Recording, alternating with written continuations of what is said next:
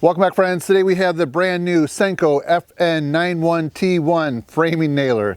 This shoots 30 to 34 degree paper clipped head framing nails up to 3.5 inches. So what we're going to do in this video is put this to the test, and I'm going to go over all the specs, the features, some of the changes that you can make to it. And then I'm also going to, towards the end of this video, show you a little bit about my Senco story, and you can see the original framing nailer that I bought many years ago, which is a Senco, and you can see the differences between that one and this one. I'll just explain a little bit. So let's get started.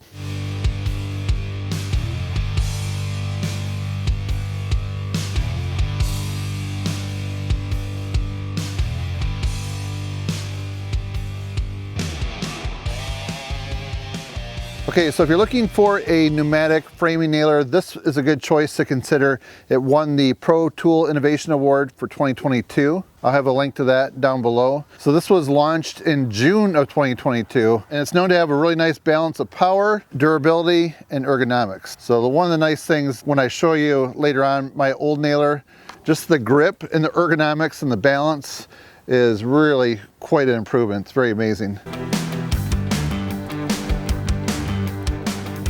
All right, check this out. We have two 8-foot 2x4s and several short pieces. So we're gonna make a 30-inch wall. We're gonna frame one out real quick, just so you can see the Senco nailer in action and how it works.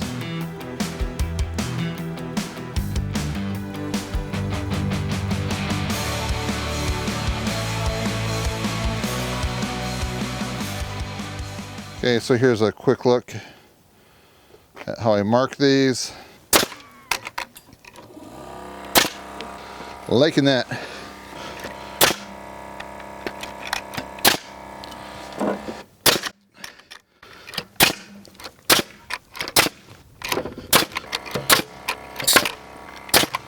All right, last one.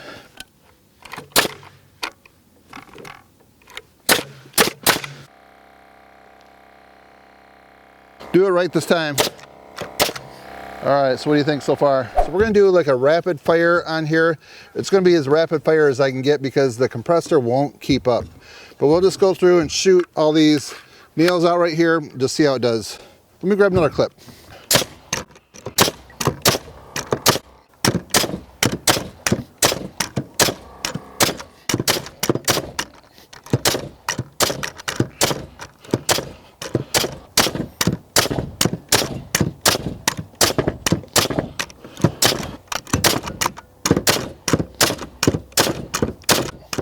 All right, so if you can see this right here, this is the Nomar tip.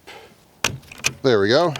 This is a little bit clunky on the end and doesn't have anything to bite into it. But if you want to just go flush with it, this is going to be a good option.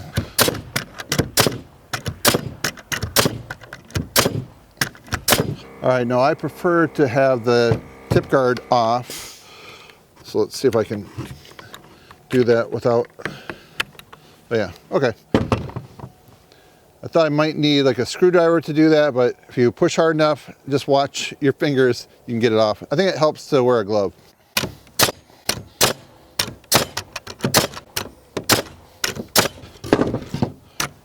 Oh, there we have the dry fire lockout. So that's a nice feature on this right here.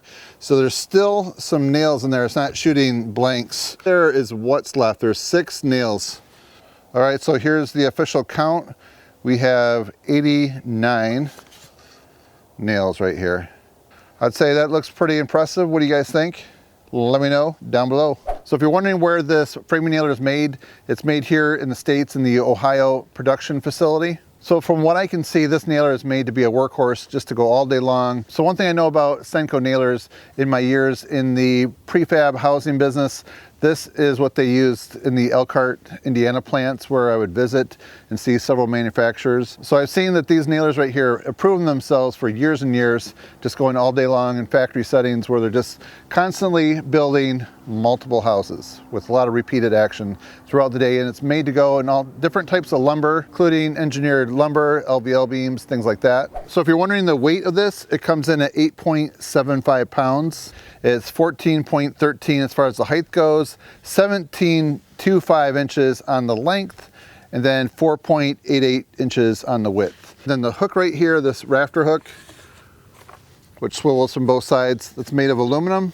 And then the magazine itself right here, it's made of magnesium. And all the testing I did with this, I didn't get any jams. If you do happen to get one, I believe you have to take these screws off, remove the magazine to unclip it from right there to free up the jam. But as far as the toolless features, you have this nail depth drive adjustment right there. So you can easily adjust that with gloves, things like that. It has a nice texture to it, and it's kind of an oversized dial that you turn. So if you look at this grip right here, it's really comfortable. Very nice ergonomics on that. And then once again, I just want to mention, if you look at my old framing nailer, at the grip on it, this is a night and day difference. So much better.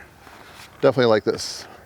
And you may have seen in the past where I've reviewed a few different other framing nailers, some battery powered, some pneumatic ones. So the one thing I like about this is it's a inline magazine. So depending if you're using your right or your left hand, you don't have that angling out and getting in your line of sight. So the fact that that's inline like that is definitely a nice feature. So if you're familiar with framing nailers, you know that this has to be pushed down in order to be able to fire it. So the majority of the work that I would be doing would be framing a wall like this. And I definitely like having this aggressive end right there, so it really digs into the wood. Once you put it in there, it holds and locks into place. So right here, if I'm trying to toenail something, it just digs in and works really well. So let's just take a quick look at the box so I don't leave anything out. So you can see right here, these are the nails that it drives. 5-year warranty, made in the USA. And once again, there's the model number. So you can see right there, it has a gray trigger on there. It's also shipped with this black trigger right here that you can switch out. I haven't done that yet. So this is what I believe is called the single sequential. For a framing nailer, I don't mind this one. You have to push that down and then pull the trigger each time you go to fire it. So if you go with the contact actuated, I believe that's what it's called, then the black trigger, you just hold it down, and then I call it like bump mode, and then you can just push it down, and as long as you're holding the trigger, each time you push it down, it will fire. It's kind of easy to miss where you're aiming, so I like to take just a little bit more time. I guess I'm not as fast where I perfected doing it that way. So I personally tend to shoot single sequential, but I suppose if I'm tacking several pieces in a row, then I go in that bump mode right there. If you're framing a house all day long, you're gonna definitely want a bigger compressor, but for the type of work that I do, that smaller one gets me by. And then this right here, you can adjust. It probably works best to have it pointing forward. I just took a Allen wrench in there, you loosen it a little bit, and then you can twist this whatever way you want. I noticed when I used my left hand, that was blowing right in my face, so it's better to just have it going forward. As I mentioned, I still have my original Senco nailers. I have 3 different ones. Bought these all at the same time. So this one is a trim nailer. I think it's a 15 gauge. This is the framing nailer. And this is a narrow crown stapler. I believe it's 3/8. As you can see, the stapler definitely needs a good cleaning, but definitely works well still. All right, this is a 15 gauge air nailer. This one is probably my all-time favorite. It just seems like whenever I use this, the jobs always go really well and everything gets done on time, and this works flawless. It's oilless as well too. All right, and this is the original framing nailer, the SN70. So you can just see the grip on there. So it's leather that's Velcroed on right there. It's still holding on, but it's definitely worn out quite a bit, and just has the exhaust going one direction. And the trigger, this is the contact actuated.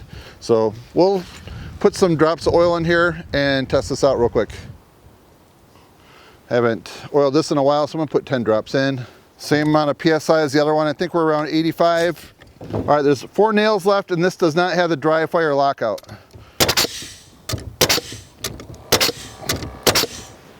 Yeah, so this one right here is nearly 2 pounds heavier than the other one, and you can definitely feel it. All right, let's try this in bump mode. Oh yeah, here we go. Nice little section right here. Works well. So I have a quick question. If it were you, would you just leave the single sequential trigger, or would you go with the contact actuated trigger right here?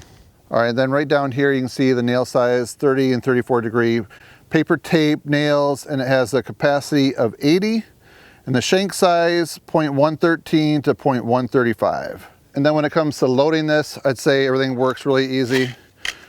Just put that in there, and there you go. So now I'd like to know what you guys think of this nailer right here. Would you go with pneumatic, or are you in the market for battery powered? Let me know. I'd be curious to hear what all you guys think. And then also, if you have any questions on this, please let me know. I'd be happy to respond. All right, then the last thing I want to say, if you enjoy this tool review video, then I recommend that you get subscribed, because we've got more videos like this coming out soon.